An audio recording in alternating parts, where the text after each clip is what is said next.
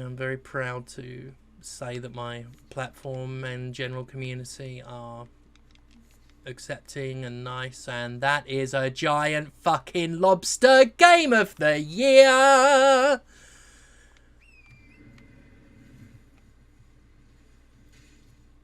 Fucking lobster. Fucking having some of that. Oh, the size of that boy. Oh, I fucking love lobsters. Oh, I want some of this. I want some of this. I want none of it. I want none of it.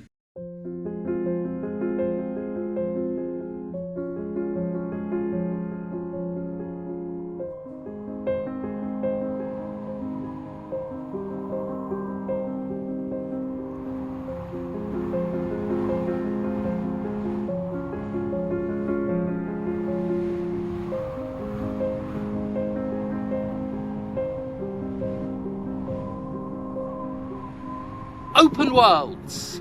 Elden Ring has got me thinking about them.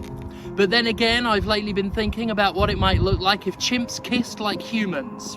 Today, we're going to be talking about open world sandboxes and how Elden Ring contrasts the traditional AAA modern open world. It's going to be a very good video, I know, because I made it, and I'm going to present it to you all now. Yeah.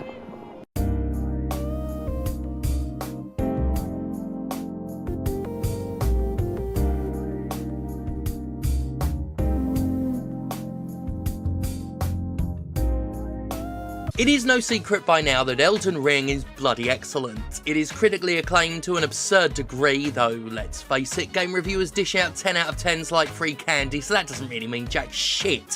What's more important is that I really like it, and as an envy of refined taste and near impeccable critical faculty, I dare say my opinion carries more weight than the combined penwork of IGN, GameSpot and Crawlspeck magazine. Elden Ring is superb, as I have already explained in lavish detail in prior videos. It's Dark Souls expanded, with more options, more freedom, more content, and simply more. Also, it has a horsey, and the horsey can double jump. What more could you actually want? What has truly left an impression on me, however, is Elden Ring's open world. I'm sceptical about open world games at the best of times on the whole. I think the game market is overly saturated with them, as hack publishers decided one day that the vast majority of releases should be massively mapped sandboxes for no good reason.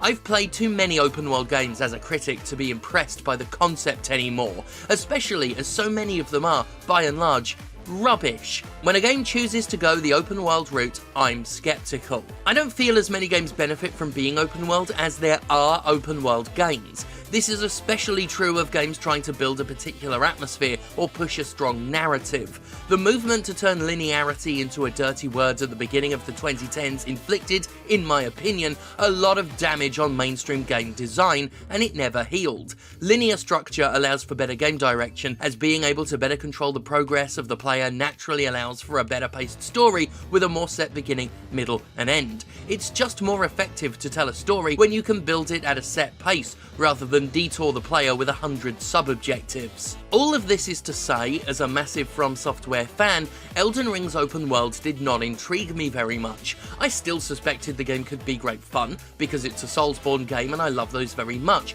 but the fact its map was vast and free to explore wasn't a selling point to me.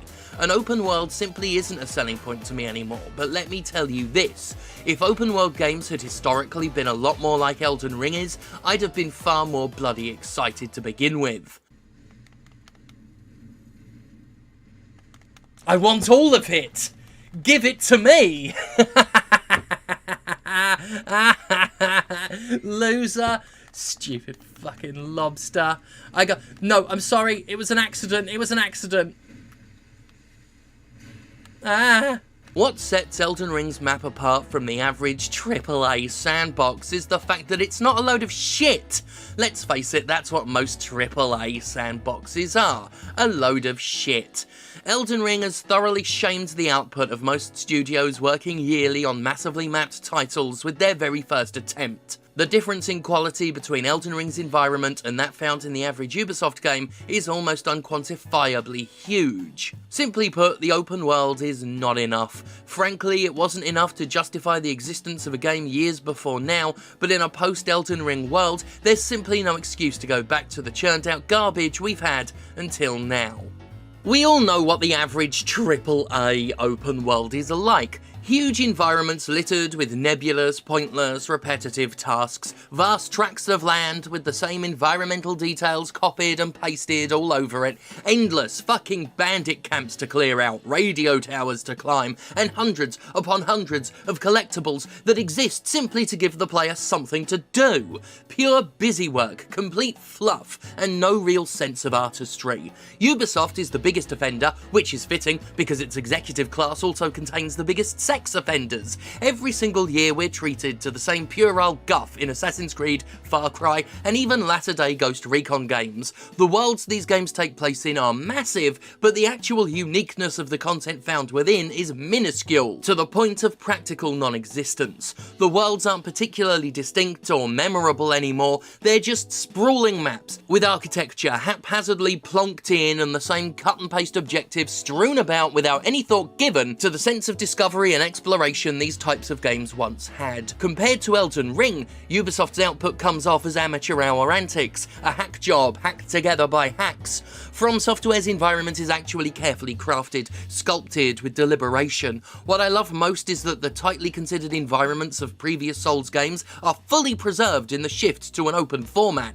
Everything on the map is there for a reason, has been placed with thought, nothing was sacrificed, nothing was compromised. The open world is not an excuse to cut corners. Each building feels distinct, and as such feels like part of a genuinely believable world. Enemies and characters aren't just spawned wherever, they're placed in particular numbers at particular spots with genuine thought put into where, when, and how the player might approach them. After a short time in the average mainstream open world, said world feels all too familiar and far too shallow. They feel fake because you just see the same old crap repeated over and over again with the same half-dozen objectives to complete over and over again.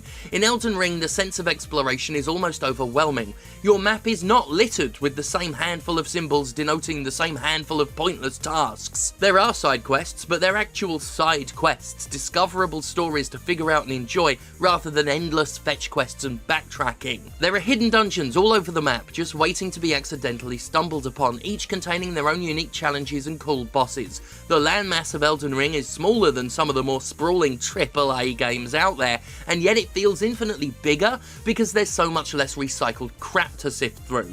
I've seen and discovered more things in Elden Ring than I have in far bigger open worlds because there's simply more original and distinguished shit here. In Elden Ring, I can set off in one direction and damn near guarantee a completely different experience than if I set off in another. I mean that quite literally too. After picking a direction in the starting area and playing for hours, I returned to that start area and walked the other way. What I found was an entirely new set of enemies just hanging out by the beach, some of them even engaged in a pitched battle with the common soldiers I'd been fighting earlier.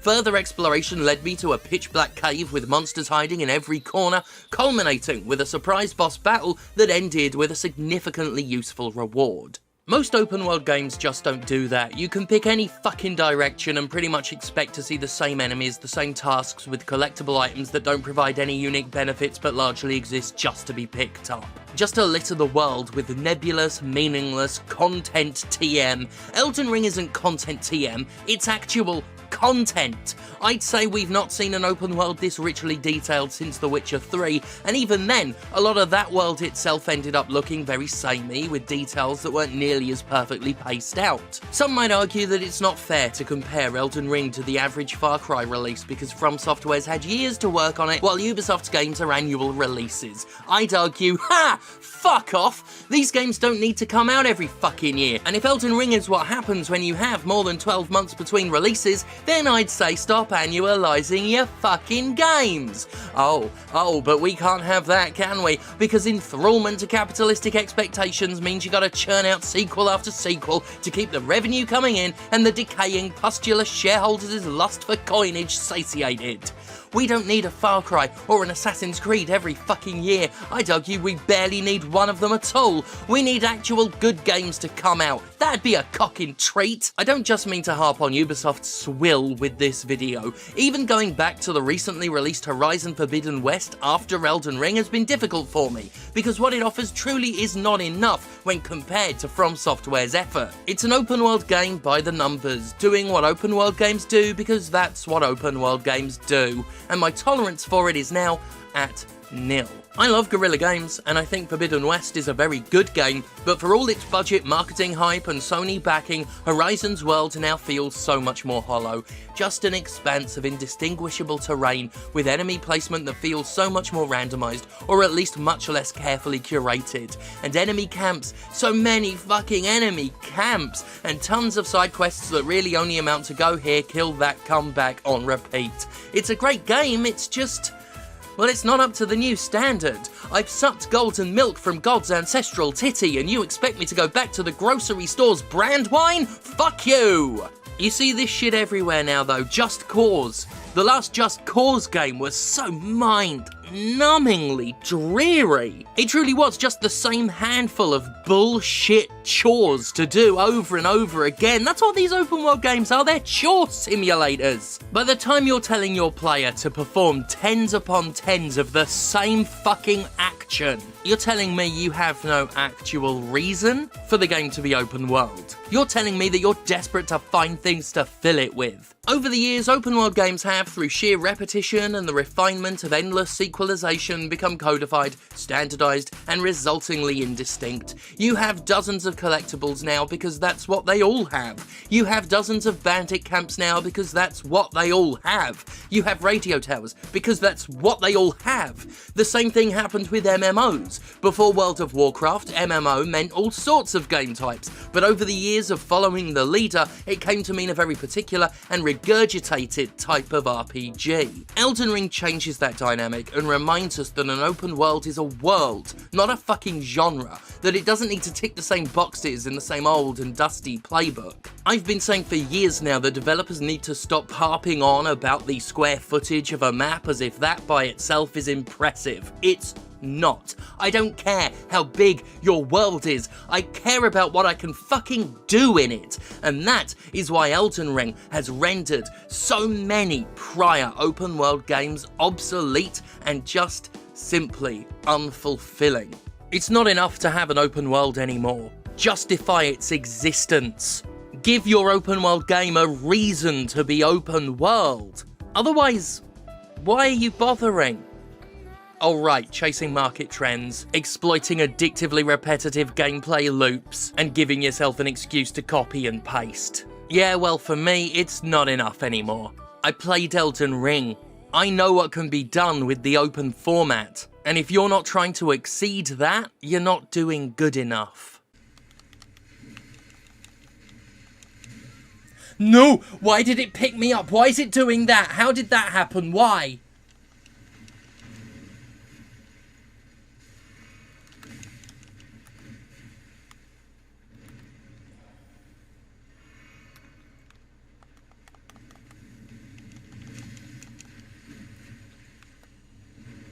Oh, the stab is more like thrust station. Okay, we've done it. No, it's coming back. Okay, we've done this. We've done it. No. We've done this.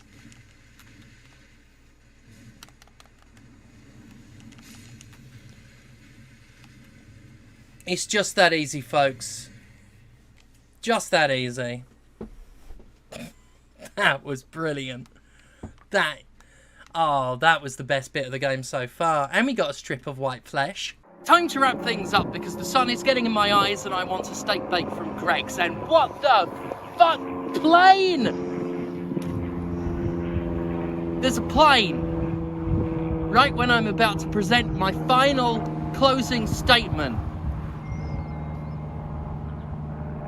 Which was, thank God for me, a compelling argument I think you'll find. This is James Stephanie Sterling, waning YouTube celebrity, signing off from a big empty field. Do you get it? It's a metaphor.